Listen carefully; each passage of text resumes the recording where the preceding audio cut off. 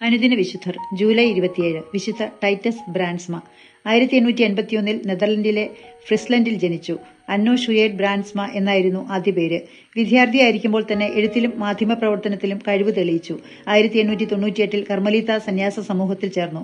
1905 Titus എന്ന പേര് സ്വീകരിച്ച് വൈദികനായി. തുടർന്ന് റോമിലെ ഗ്രിഗോറിയൻ സർവകലാശാലയിൽ നിന്ന് ഡോക്ടറേറ്റ് നേടി. നെതർലൻഡിലേക്ക് തിരിച്ചുവന്ന് അധ്യാപകനായി. നല്ലൊരു എഴുത്തുകാരനും ധ്യാനപ്രസംഗകനുമായിരുന്നു. 1932 നൈമേഗൻ കത്തോലിക്ക സർവകലാശാലയുടെ റെക്ടറായി. നാസിപ്പട യൂറോപ്പിനെ ആക്രമിച്ച് കീഴടക്കിക്കൊണ്ടിരിക്കുകയായിരുന്നു. നാസി പ്രചാരണത്തിനും പ്രത്യേകിച്ച് ജൂതവിരോധത്തിനുമെതിരെ കത്തോലിക്ക മാധ്യമപ്രവർത്തകർ നിലപാടെടുത്തു. അവരുടെ യൂണിയന്റെ ചാപ്ലിയനായിരുന്നു ടൈറ്റസ്. 1942 നാസികൾ ടൈറ്റസിനെ അറസ്റ്റ് ചെയ്ത് ഡെക്കൌ കോൺസെൻട്രേഷൻ ക്യാമ്പിലേക്ക് കൊണ്ടുപോയി. ക്രൂരമായ പീഡനങ്ങൾക്കൊടുവിൽ 1942 ജൂലൈ 26 വിഷം കുത്തിവെച്ച് കൊന്നു.